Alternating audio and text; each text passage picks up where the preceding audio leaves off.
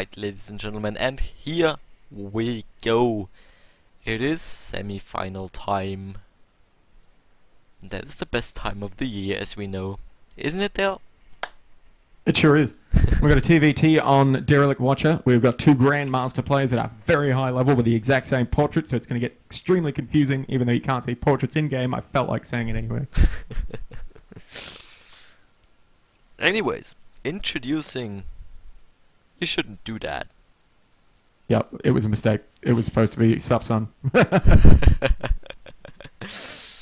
Introducing our players spawning down in the bottom left-hand side of Derelict Watcher. It is AI's Revenge. And in the top right-hand corner, spawning as the blue Terran player, it is GO4SC2. Indeed. Which makes it a TVT matchup. And TVT, they are always great matchup. What do you personally think about TVT? I really like all the mirrors right now. People hate Zerg, but I think it's another really aggressive matchup. Terran isn't so much aggressive, but it's well, I guess Terran can be aggressive, but I think the best Terran games are the macro games where you see crazy awesome tank lines and stuff, and the tank creeping across the map and stutter step bunkers and all that sort of good stuff. I actually recently wrote an article that's going to get posted for a website in Australia, which was Game 2 of Pult versus Iagaz, which is an Australian pro who's kind of coming up and coming, but at IEM Shanghai nobody had heard of him.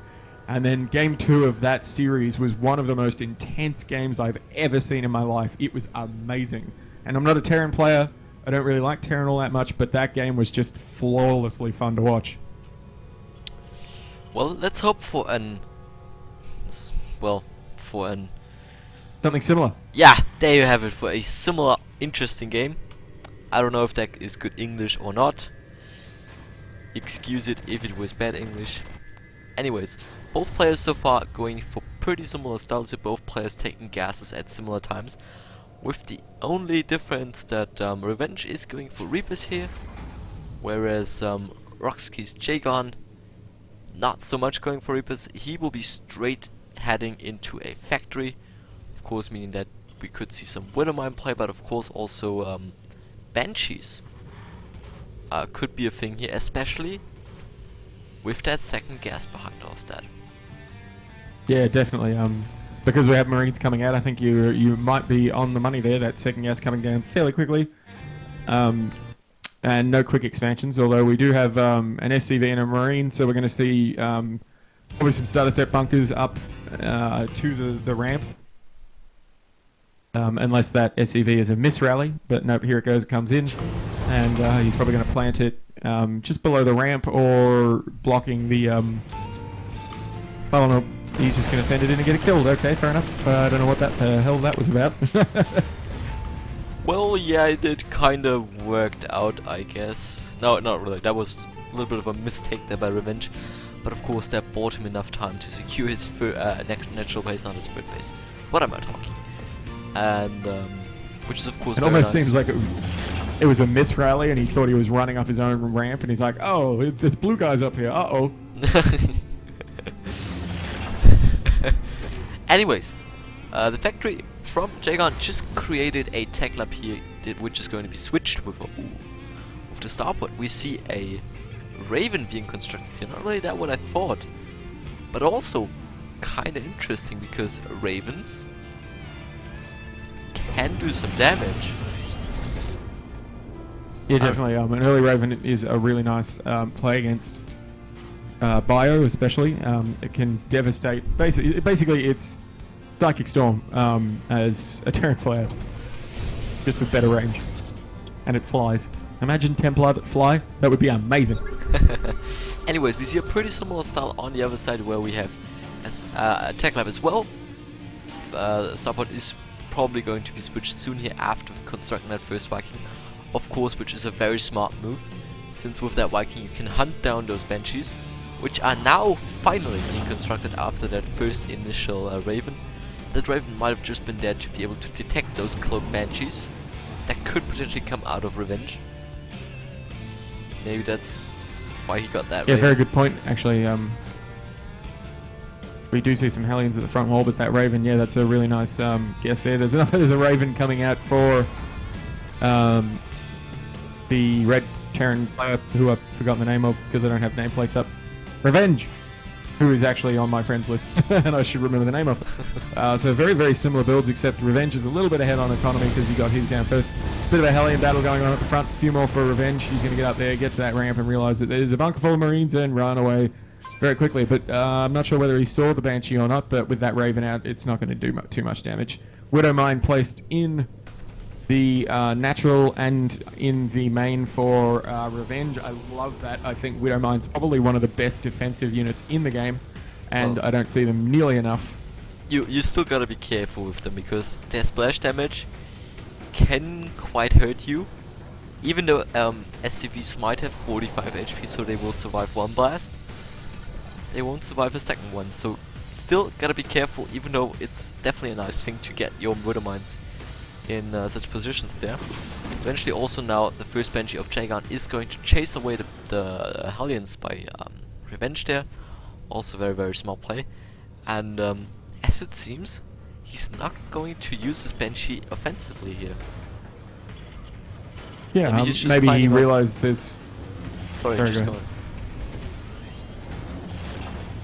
Maybe he realized that there was a bit too much defense in there. Keep the Raven back, the Banshee back, and just use it as base defense, as you said. He does have 2 up now. Maybe he's waiting for a critical mass of Banshees or something. I'm not quite sure. I don't know. Really nice move by Revenge there, getting the Vikings with the Raven right in the middle of his base. Really good position to intercept any Banshees that might pressure his main or natural. Yeah, we already see now Jagan moving his Hellions out. Already one gets taken out by that Widow Mine we saw placed in the in that path, in that main path.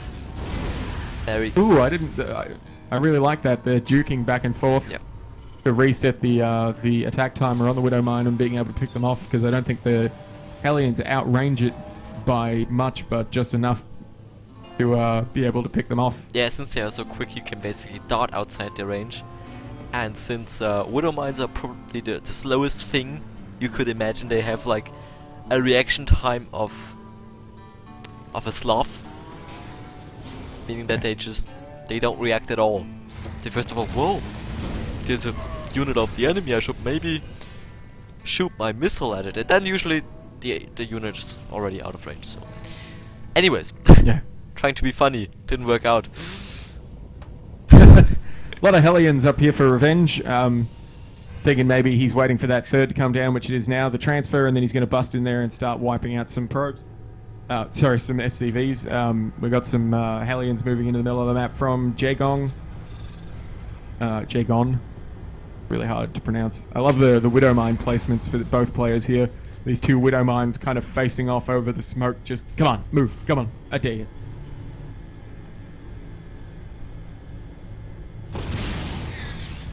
I don't know what you are talking about. Oh, those at the watchtowers. Or that one at the watchtower. No, there's 2 Widow Mines in the middle of the map. Oh, those. Well, yeah, okay, I see. Anyways, we have a drop now from Revenge. Going, I think, pretty much undetected here by flying over that thing, that flaming thing in the middle of the map. Therefore not being spotted by the Widow Mines. We have 4 Hellions in that medevac.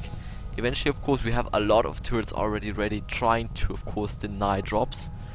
But since medevacs are pretty fast, especially with their boost, Revenge should be able to sneak past them. Oh, maybe that was not. a bit unfortunate, but he did get 2 in, and he's not going to get anything done. There's too many Hellions of his own here. Yeah, that is a very interesting style. A lot of turrets. Yeah.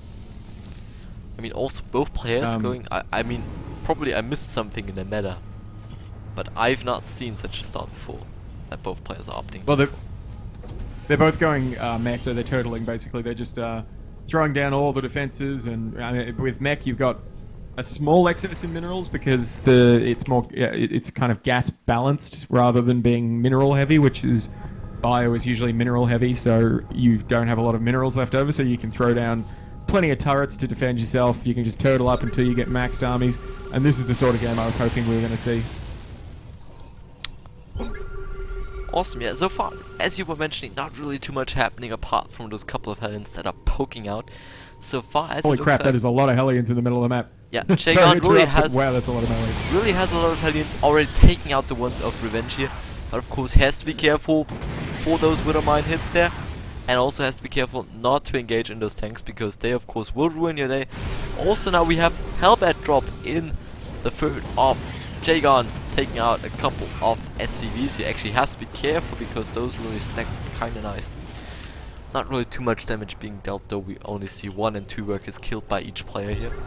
But now, Revenge is going to move out. Yeah, that number of workers killed is just flabbergasting given the Hellion aggression that's been on the map so far. But this bio force from Revenge is just horrifying. Getting that,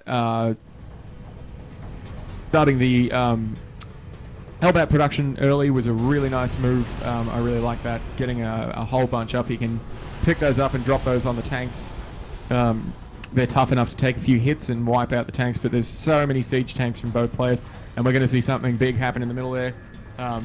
But Revenge definitely has the siege tank advantage, and those Hellions are going to get mulched by basically everything. Yeah, he has to be careful though not to get caught off guard here without siege activated. Now he's sieging his tanks, very important there. But also, Jagon is doing so, and also now we have a weird battle here. I think Jagon might have a slight edge though, just because he has more Vikings, and also with the point defensive drones, he just has the air advantage, which is extremely key if you have mostly siege tank battles. Big Viking battle here as defense drones go down, which is a really nice move there, stopping the Vikings getting a major advantage. But there is a Thor out now, which is going to do huge amounts of damage to those Vikings. The Banshees activating Cloak and start picking off these siege tanks, which is a really nice move though. The scan comes down with the Thor being able to pick off those things, but there's so many siege tanks for Revenge. He's even below in worker supply, but his siege tanks are just everywhere though. Really nice move here for Jagon, moving up right up against the flush of that natural wall there and starting to pick off heaps of workers, getting huge damage on the workers, and he's going to get that orbital command because there's just nothing Revenge can do here. Yeah, he probably should have been able to repair it, but the question is what's really the point in doing so. He's already has his 4th command center ready, or 5th, I don't know. But that's in a kind of wonky position where he really cannot do anything with, because Jagon is blocking Path, who is now also going to push forward. Here tanks are out of siege. Hellions are pushing forward and going to break the siege lines of Revenge here, and it looks very, very good for the blue Terran player here. Maybe even taking game number 1 with this play. We do have a counterattack by Revenge into the natural of his opponent, getting that orbital lift off, killing a few SCVs in the process. Now moving up into the third, and all of these SCVs are going to get demolished as they try to escape. The 3 orbital commands lifting off, and we are in a base race situation. I think Jagon is probably in the lead here as he initiated the attack first, and the SimCity 4 Jagon in his main is just unfathomably good with those siege tanks spread out. He's got enough to take down Revenge's base, just mincing through the units that have popped out. Got enough siege tanks to finally siege up, and then he's going to start taking apart the rest of these buildings. But Revenge is doing a good job of his